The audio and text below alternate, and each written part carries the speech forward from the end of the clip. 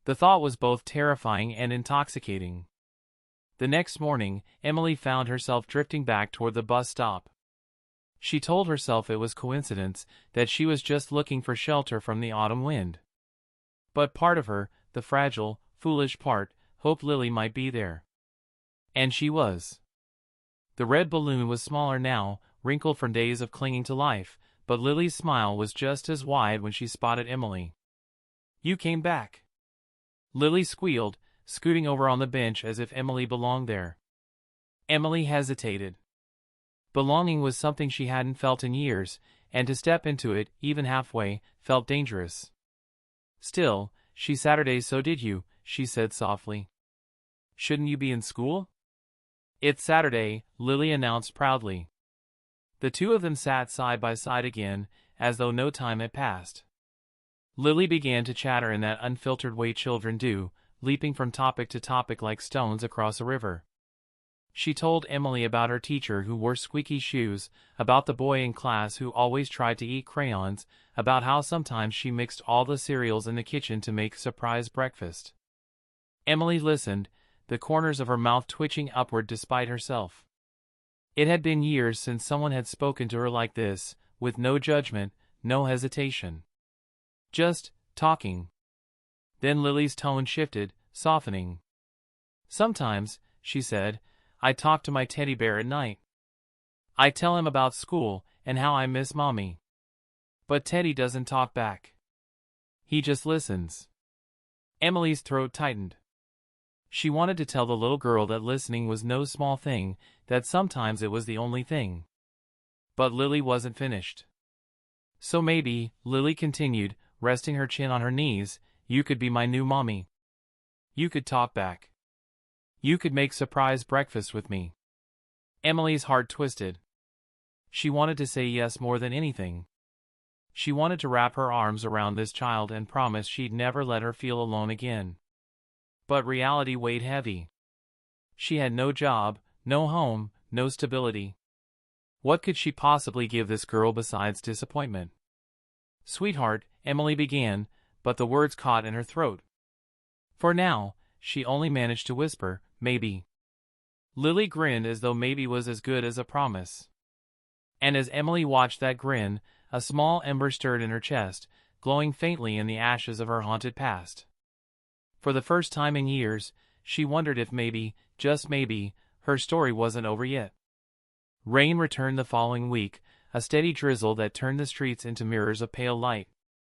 Emily sat at the bus stop again, her coat heavy and damp, her duffel bag tucked between her knees to keep it from soaking through. The night air clung to her bones, and she fought against the shivers that rippled down her back. She told herself she had come for shelter, but deep inside she knew the truth, she had come for Lily.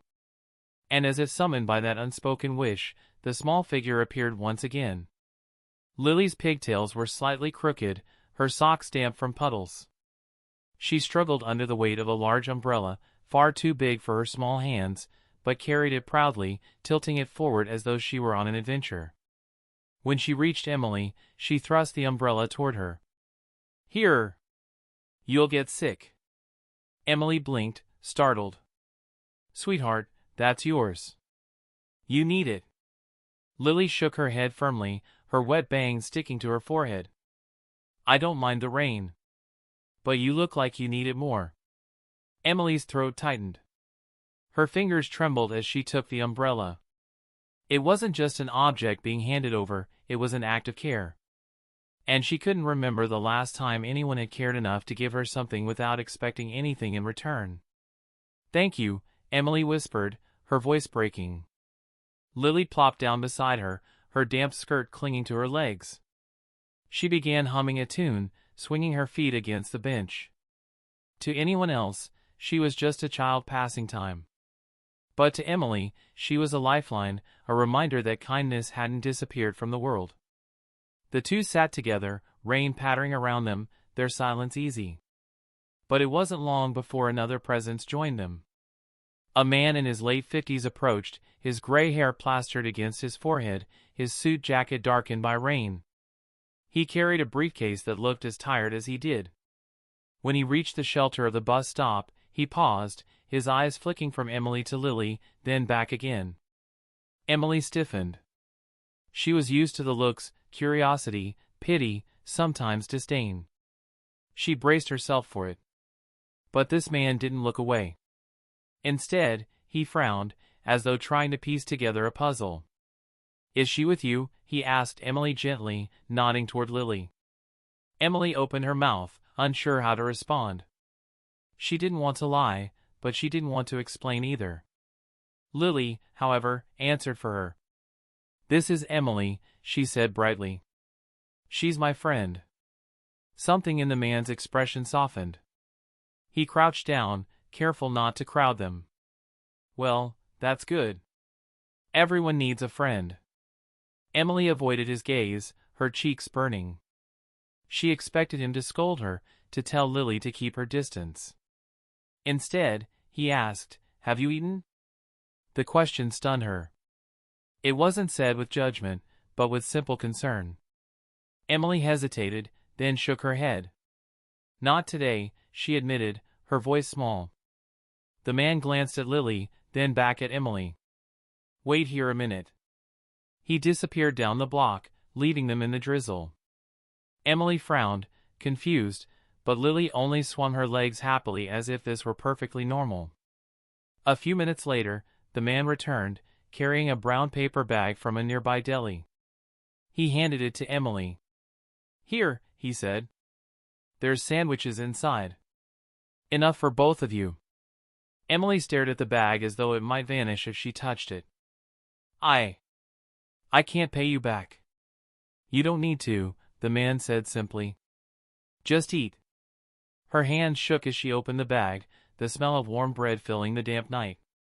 She handed half to Lily, who took it with delight, and together they ate under the bus stop's roof. It wasn't a feast. It wasn't much. But for Emily, it felt like a banquet. She chewed slowly, fighting the lump in her throat.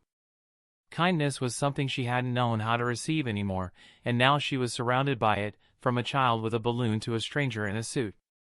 The man watched them quietly, then said, "You know, I take this bus every night after work. I've seen you here before." Emily froze, embarrassed. She didn't like being noticed. But his voice was gentle, not accusing. "I don't know your story," he continued, "and I won't pretend I can fix it. But I do know this, sometimes help comes when you least expect it. Don't turn away from it when it does." Emily swallowed hard, unsure how to respond. The man stood, adjusted his jacket, and gave a small nod. "Take care of each other." And with that, he boarded the bus that had just pulled up, disappearing into the night. Emily sat in stunned silence, the paper bag still warm in her lap. She looked at Lily, who grinned through a mouthful of sandwich. "See?" Lily said between bites. "The world helps when you need it. Just like I said, we'll find a home." Emily stared at the child, her heart aching and swelling all at once. Maybe Lily was right. Maybe the world still held small mercies, waiting to be discovered. That night, for the first time in years, Emily felt the faint stirrings of something dangerously close to hope. The following morning, the world looked a little different to Emily. The sky was still gray, the streets still busy with people who never noticed her, but there was something softer in the air. Perhaps it was only her imagination, a side effect of a full stomach and a dry corner to sleep in. But as she woke with the taste of yesterday's sandwich still lingering faintly on her tongue, she couldn't deny it, something inside her had shifted. She found herself smiling at the memory of Lily's laughter, at the way the little girl had declared so confidently that they would find a home. Children didn't question possibility, they simply believed in it. And somehow, that belief had planted itself in Emily's heart. Later that day, Emily returned to the bus stop. She didn't even pretend it was coincidence anymore. She wanted to see Lily. She needed to. Sure enough, the girl appeared, bounding toward her with her balloon now barely holding air, drooping like a tired heart. But her smile was just as bright as ever. "You're here!" Lily exclaimed, hopping up onto the bench. Emily chuckled. "And so are you."